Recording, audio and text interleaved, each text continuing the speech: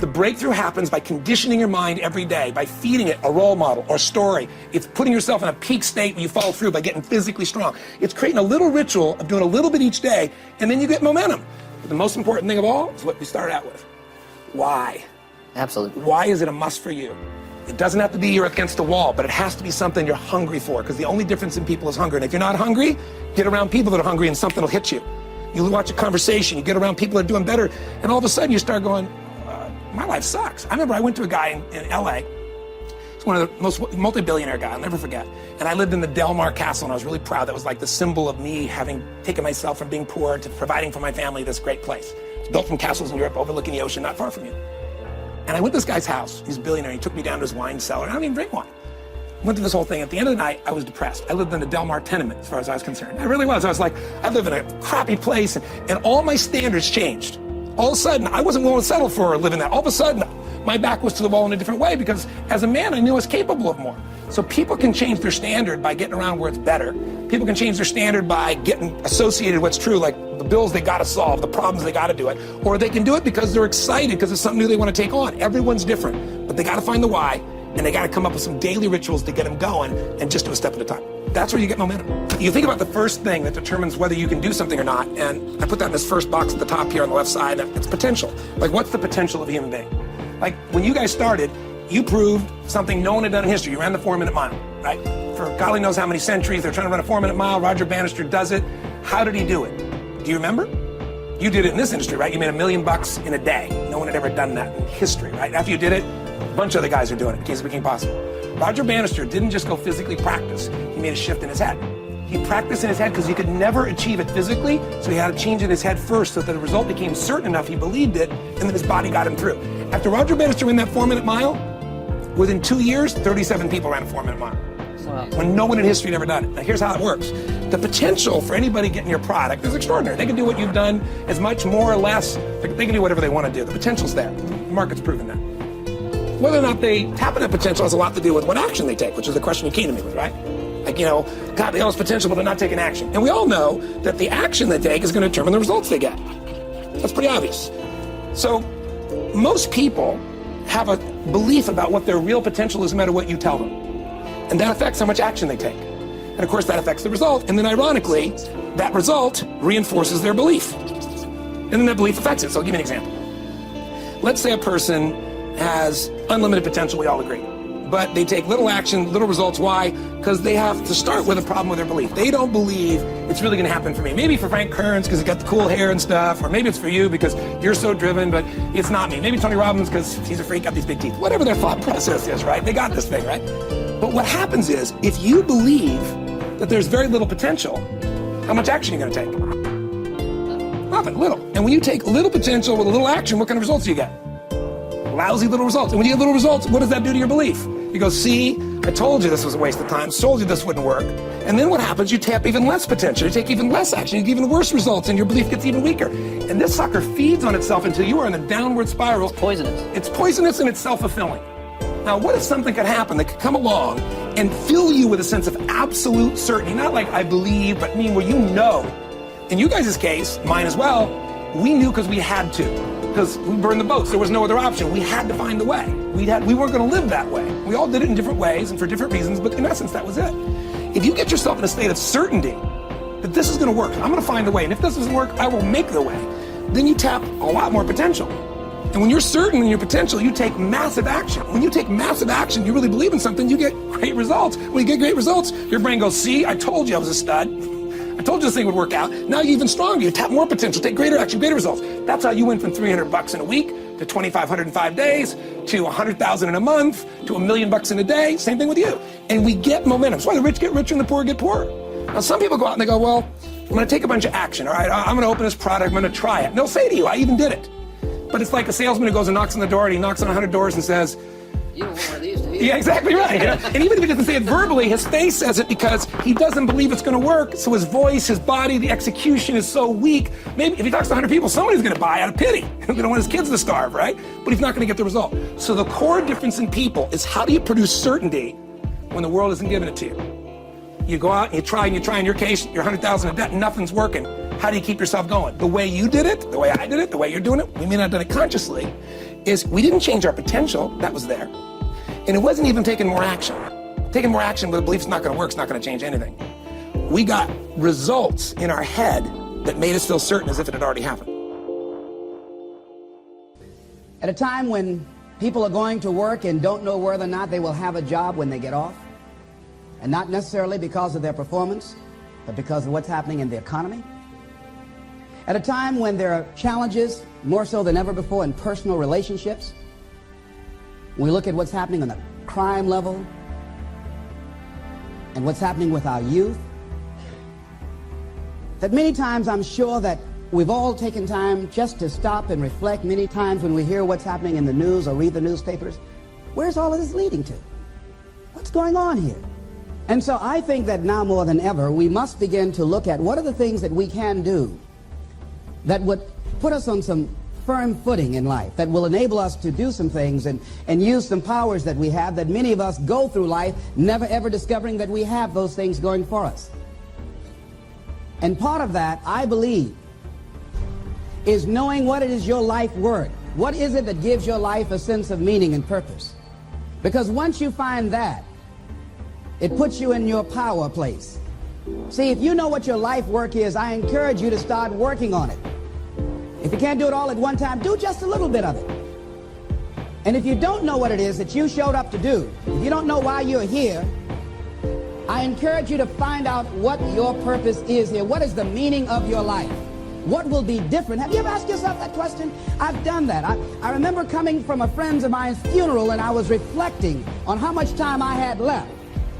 And I went for a walk in a park thinking about this guy whose life was so promising. And I mean, he wasn't an old guy. He was quite young, in fact. And I thought about all of the things that he said he was going to do, and he never got a chance to do those things. And I started thinking about my own life and how much time I had left to do the things that I would like to do.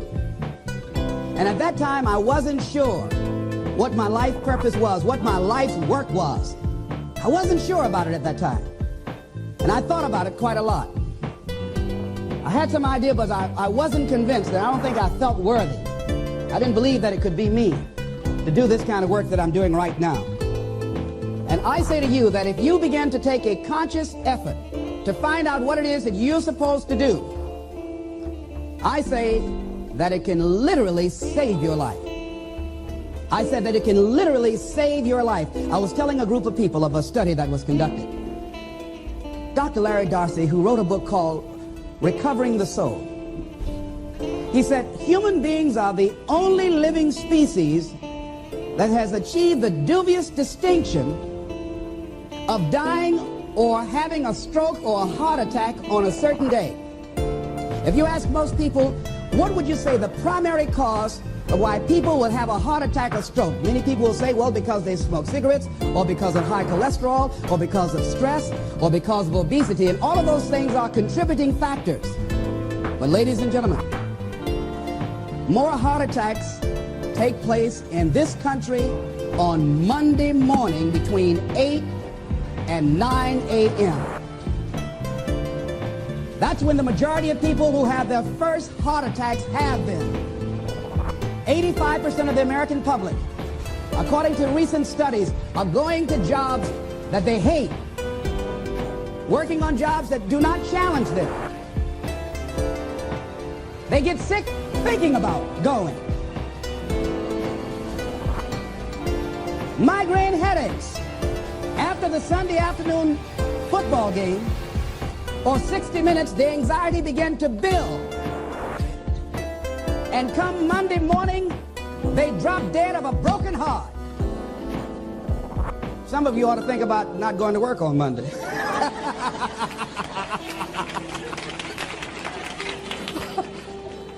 Think about that. People are literally dying to go to work.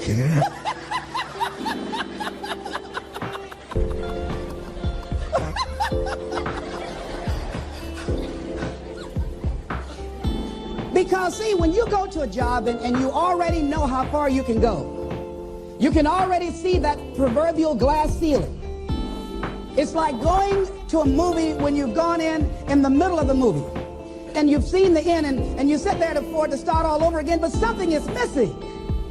You know what the outcome is going to be. You can't get excited about going through that movie all over again. Am I correct? See, when you're going someplace and you already know how much you're going to make, you already know how far you can go, you're in a dead-end position. It erodes your self-esteem. It lowers your sense of yourself. It creates an inner turmoil. It creates an emptiness in you.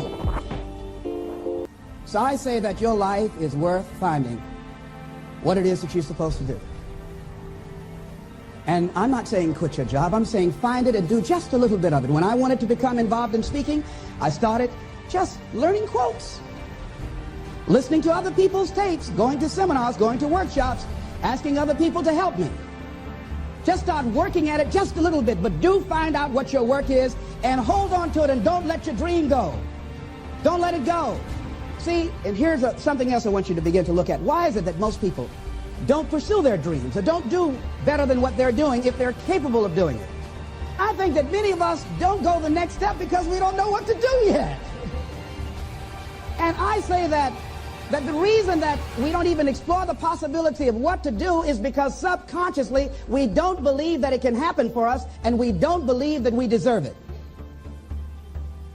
So here's what I'm suggesting. How much time do you spend working on you? How much time do you spend every day working on your dream? In the last 90 days, how many books have you read? In the last year, what new skill or knowledge have you acquired? What kind of investment have you made in you? So I'm saying that as you begin to look at where you want to go, if you want to make it today, and things are changing so fast you have to literally run to stand still, I'm saying that you've got to make some conscious effort to begin to work to develop you. Here's something else. Most people are not living their dreams because of fear, ladies and gentlemen. I was in Columbus, Ohio yesterday speaking for a particular Ohio department. A young lady named Karen who greeted me, who organized the event. Very talented, very skillful. And she was talking about she wanted to become involved in the consulting business. I said, why aren't you doing it? I said, you have the abilities. I said, you're not here because they like you. You're here because you're doing the job. You're making things happen. And she came up with all kinds of ideas, but finally she said, I guess I can't see myself doing it. I guess I'm afraid. Fear, limited vision, and lack of self-esteem is what keep most people doing things they don't want to do. I flew from Columbus, Ohio to Denver, Colorado to a major communications company, and the person that picked me up at the airport told me about the fact that the company was planning on having a major downsizing, and they offered some of the employees there an early retirement, and some of them will earn as much as $300,000. And they said, this is the last time that you can take this offer.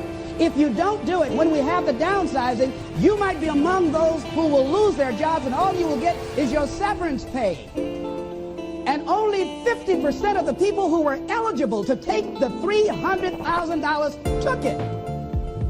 The others were afraid to take a chance on themselves. The others couldn't see themselves beyond that company. They couldn't see life after that company.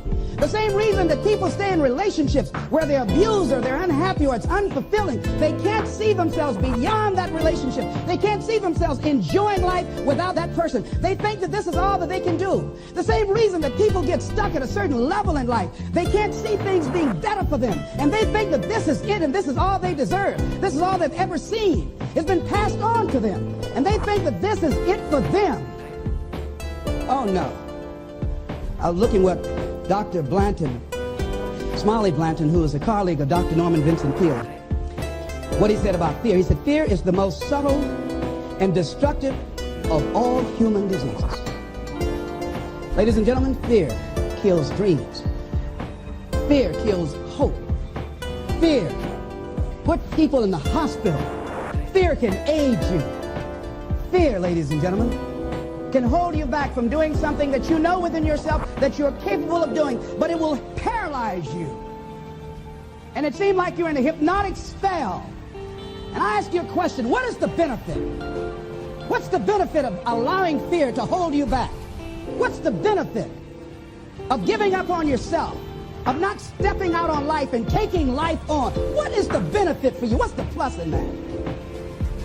It's one of the things I had to ask myself. So I didn't want to make any mistakes. I wanted everybody to like me. I wanted to be perfect the first time I did something. It's not going to happen. You're going to make some mistakes. You're going to hurt some folks' feelings. You're going to create some enemies whenever you decide that you want to begin to take life on. You've got to ask yourself, how long am I going to allow this to hold me back? I like what Zig Ziglar says. He said, fear is false evidence appearing real. That is an illusion that we create in our mind. It is a state of mind that can be changed. So let's look at how we can begin to take some steps to restructure that fear, to begin to expand our visions of ourselves, to begin to increase our self-esteem. Webster said that self-esteem means confidence and satisfaction in oneself. Look at your life right now. Whatever you've done up to this point in time, your life is working. Whatever you have produced, it came out of you as a result of the kind of person that you have become. It's a result of your choices. It's a result of your consciousness. Now you have to ask yourself, are you satisfied with what you have produced? Is this what you want? Would you like for things to be better than this? Do you believe that you deserve better than this? Or are you content? This is it. You don't have to do anything else. That you already resign yourself in life and say, well, I'm happy. I'm not starving like the people in Calcutta. Are you allowing yourself to get off the hook like that? Or do you believe somewhere in the back of your mind or in your heart that there's some other great work for you to do? There's something else that life has for you. And that's why you're here. How do we handle this fear factor? How do we increase our self-esteem? You have to begin to fortify yourself. How do we do that? I believe that you have to begin to consciously monitor your inner conversation and start talking to yourself. Start building yourself up. Sometimes the only good things you will hear about you are the things that you say to you.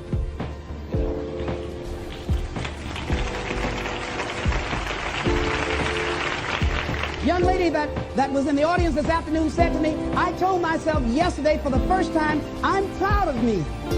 And she said, I felt good about that. So I'm saying learn to be your own booster. Start building yourself up. Start encouraging yourself. Start saying, I can do this. I can make this happen. When I started thinking about becoming a speaker, I said, yes, I can do this. I can make this happen. When I start trying to convince myself I can be a businessman after flopping and failing and losing thousands of dollars and feeling stupid and dumb and having people take advantage of me because of what I didn't know. I had to talk to myself because people were saying to me that I was dumb. And somewhere in the back of my mind, I was saying, you're right, look at what I've done. I had to say, no, Les. Hey, come on, man, get yourself together. You can handle this, you just haven't figured it out yet. It's all right, this is your training period. This is the tuition you have to pay for what you don't know. You can do this, other people have done it. It doesn't take an Einstein. Get you some people that can teach you some stuff that you don't know. Get you some people that have done it successfully and learn from them. Take some seminars, workshops, read some books on how to manage a business. Change the way you see yourself and begin to tend to the personal details. Understand that nobody's going to take care of your business better than you. And when I start changing that kind of mindset of beating myself up because of my mistakes and start looking at the possibility of my doing better, of my making the adjustment that would enable me to do what I want to do successfully, things begin to change. And I say, stop beating up on yourself. You do it. I know you do it. I've done it. It's a natural inclination for us to put ourselves down. See, we are born negative, I think, in a negative consciousness because we live in a negative world. So you don't have to teach children to lie. They'll lie automatically. Did you wet in your pants? No, I did not. Well, what is that? I don't know. You don't have to encourage kids to misbehave. They will do it by themselves. You don't have to encourage them to do the wrong thing. They will do it automatically. You have to correct their behavior. So I'm saying that we have to work through the challenges of life in learning how to begin to work to fortify ourselves. Repeat after me, please. I can live my dream. I can find my purpose in life. And live my purpose. I deserve more from myself. I deserve more from life. Shake somebody's hand on your right and left and say, you deserve more from life too.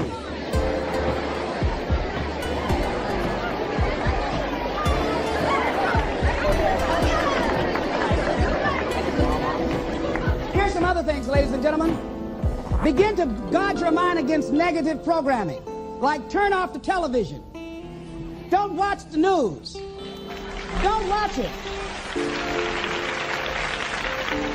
I think that more people have a sense of hopelessness and anxiety about life. If you look at the news, you cannot feel good looking at the news. You'll be scared to death. You're scared to go to sleep. I mean, it turns your power down. You've got to be conscious of that. Don't pick up the newspaper and read it. No. Just try this. Just experiment with yourself. Now, if your job depends upon you knowing certain things, let somebody tell you just about those things. But start filtering the stuff you allow to come in your mind. You know that song you used to say? Don't let nobody bring you no bad news. I tell my staff, look here, don't tell me any bad news while I'm on the road. Let me handle it tomorrow. I'm like, anybody tell me any bad news at night before I go to sleep? I can't do anything about it anyhow. Why let me go to sleep with that on my consciousness? No, and my staff, they know that. Say, but let them wait till tomorrow. And I have a period of time. Tell me bad news between 10 o'clock and 12 noon. After I prayed and meditated and read my books, I'm fortified, I'm ready to handle it. I deal with it, and then I'm out of there, and I'm going on to something else. So you've got to guard the kinds of things that you put in your mind. See, if you don't program your mind will be programmed, because human beings are goal-oriented. That's why we die of broken hearts early. That's why we're running through life to early grades. We're going through life, ladies and gentlemen. And I think that Henry David Thoreau said that most men live in quiet desperation. Most of us go through life running scared. Larry DeAndre, who I think is going to be one of the greatest motivational speakers around today, told me a story, a true story of a friend of his, that every day when he came home from school, when he would get to a certain block in his neighborhood, there was a neighborhood dog that would chase him. And that dog would start after him barking. Boy, he would run, just running from that dog every day. Finally, he just got tired of that dog chasing him every day. He said, this dog come around here today, I'm going to take a brick or something and bust him in the head. So he was walking home that day, minding his own business. Sure enough, same area, there was that dog there. And the dog started barking, he started running, he saw a brick, and he stopped and picked up the brick and turned around, and the dog got close to him. He realized the dog didn't have any teeth.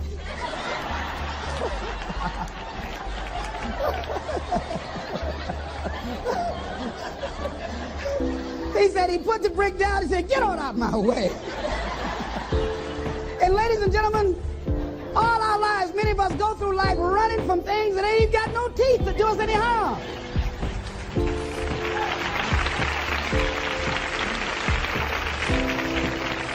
Haven't you been afraid to do something, and then after you did it, you say, whoa, if I'd known it was this easy, I would have done it before. Haven't you ever had that experience? Raise your hand. Absolutely. So we created this in our minds, false evidence appearing real. We made it real in our minds.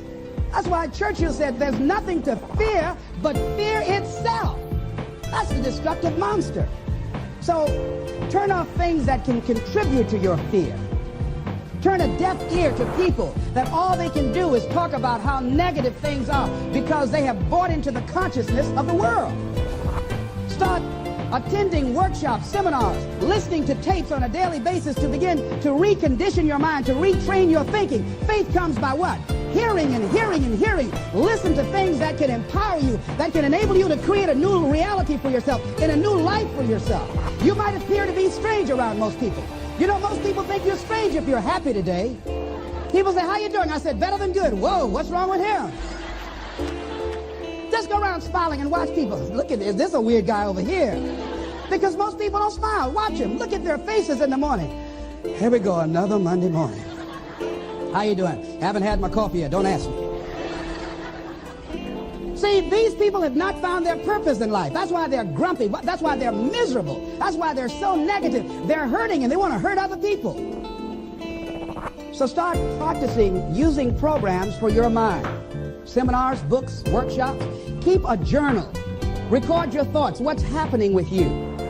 Every day when you get up, have a journal near you. I use a Jack Boland journal so that I can write down my ideas. I keep it by my bed so I can write down my thoughts. See, ladies and gentlemen, we get 3 to 4 thoughts a year that if we would act on those thoughts, they could change our life. Don't say, well, I'll remember that. No, write that thought down. I got a thought today I wrote down. A friend of mine is in the hospital. His morale is low. They're talking about amputating his foot. He's got to feel very bad. So I said, you know, I'm not only am I going to see him, but I can't be there with him all the time. I said, I'm going to create a tape for him that he can listen to that will heighten his level of morale. We told him the other night, don't go to surgery. You are depressed. Your energy level is down. No, tell him not now. Don't do it now. In fact, most doctors who have any sense of awareness don't perform surgery on patients that are in a state of fear, that don't think they will make it. They wait till they're in a different state of mind. So I said, What about making tapes for people that are facing physical challenges? I said, that's a good idea. All right?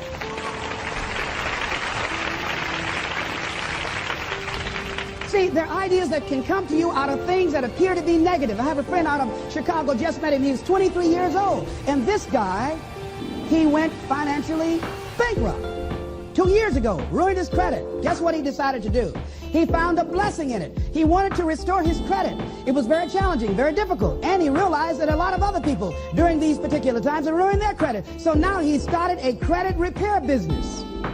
Last year he earned over $100,000 helping people to restore their credit. I met a young lady who attends this church, that she was at her father's funeral and she was putting flowers on her father's grave, and she looked around and saw the other grave sites. They did not look well groomed and they were not attended to on a regular basis. She started a grave site maintenance business. Out of that tragedy, something positive has come out of it. And now she's earning more money doing that than on her present job. What idea are you sitting on? Write your ideas down. And then, once you get that idea, take the leap. Hello? Take the leap. See, a lot of people get the ideas and just walk around with it. Have you ever had an idea and all of a sudden you looked around and somebody had that idea and gone with it? Think you're going to be going with my hospital idea. Forget that, buddy. We will be out there together, Jack. Take the leap. See, it's out here in the universe. If you don't take the plunge, I guarantee you, somebody else will. Take the plunge. Go into action. And ladies and gentlemen, you will be surprised at how things will come together. You'll be surprised. Now, you're going to have some difficult challenges. I can tell you that now. Be aware of that. Things are not going to work out exactly right. For a time, they will, sometimes. And that's when life is just playing a game with you. I want you to feel good and relax. And then after a while, say, okay, the honeymoon's over now. And then life will come over there and slap you side of the head. Say, what you doing out here? Well, this is my dream life. Is that right? Come over here a minute. Oh, you went to the seminar, huh? Come here. I can tell you that. But ladies and gentlemen, go into action with your dream. And don't avoid where the fights are. Get in the midst of the fight. And get some hickeys on your head. Get knocked down so you can learn how to fight, so you can hold your position. See, most people don't get out in the arena of life because they don't want to fight. Most people don't get out there because they don't want to get knocked down. They don't want to be dropped to their knees. But see, you're going to be dropped whether you're on the field or whether or not you're sitting on the sidelines. You're going to be dropped. So at least get dropped for something. Don't get knocked down while you're sitting down. See, that's how most people are spectators in life. You don't want to be a spectator. You want to get out in the field where the action is. And you will be amazed. After the struggle, there will be a calm period and things will begin to click for you.